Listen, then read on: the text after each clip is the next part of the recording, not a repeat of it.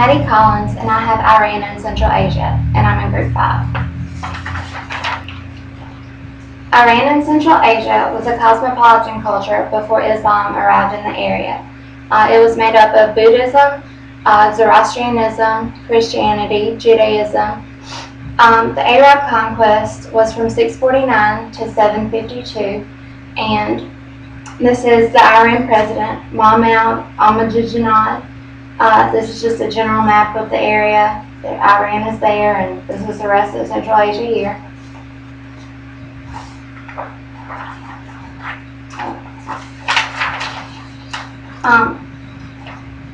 The Samanid dynasty.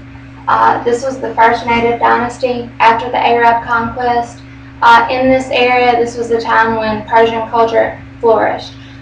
Persian became the official language of the area, and it replaced Arabic. Hadith, which is the unit of text that refers to Muhammad's words and examples that the Muslims consider a source of doctrine and conduct. These were the traditionalists, historians, scholars, religious workers, all those sorts of types of people. They were influenced by the Persians as well. Bukhara and Samarkand were two major cities of the area. Bukhara became the cultural, political, and economic center of Central Asia for many centuries to come. With Rudaki, which I'll talk about next, Bukhara was able to become the birthplace of Persian literature for many years to come as well. And this is the mausoleum of Ismail in the Samanid in Bukhara. Just a beautiful building that's still there today. Rudaki is known as the father of Persian poetry. He's the first poet to compose in the New Persian, written in Arabic alphabet. He was born in 859 and died in 940. Very few of his couplets have survived, and his writings are known to be simple, optimistic, and charming. One of his very well-known writings was Kalila wa Dimna, and this is a collection of Indian origin fables. The Sunni Orthodoxy. This was firmly established in Central Asia by the Samanids, and this was going on while their opposers, the Buyids, promoted the Shi'a learnings in the region that is now present-day Iraq. Many Sunni theologians and religious scholars, they lived and worked in Bukhara and Samarkand. Excuse me. And many of the well-known people were ones such as Al-Maturidi. He was a theologian. Ibn Sina, I believe he is a philosopher. Abu Rayhan al-Biruni, which I'll discuss next because I thought he was very important. He had many contributions to science. And Ferdowsi, he was a poet. Abu Rayhan al-Biruni, like I said, I chose him because I thought he was very important.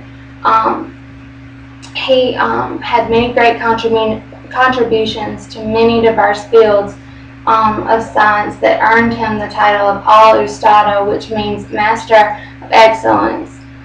He was born in Afghanistan in 973, and he died in 1048 CE. His early contributions to science laid the foundation for modern science today, along with his work with other science contributors such as Ibn Sina, as I mentioned just a second ago, and their work with others as well. He wrote several books that illustrate the original experiments with science. He was very focused on original work, and that he thought that people should carry out their work through direct observation and experiment, and should not rely on others' beliefs and thoughts to guide their work. he was the first person to conduct experiments related to astronomical phenomena, and this is his drawing of the different phases of the moon, and I thought that was pretty neat. The Turks and the Mongol conquest. The Samanids were conquered by the Seljuk Turks in the Middle East and the Karakan Mongols in Persia and Central Asia. The Muslim Empire was weakened culturally, politically, and economically.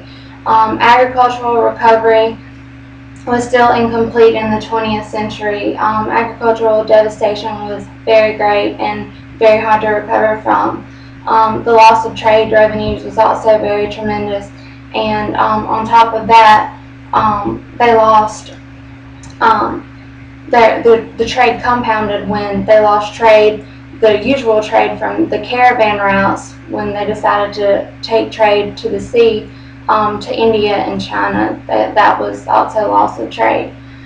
Central Asia has never fully recovered from that, and so they're still in devastation today. And that is it. Thank you.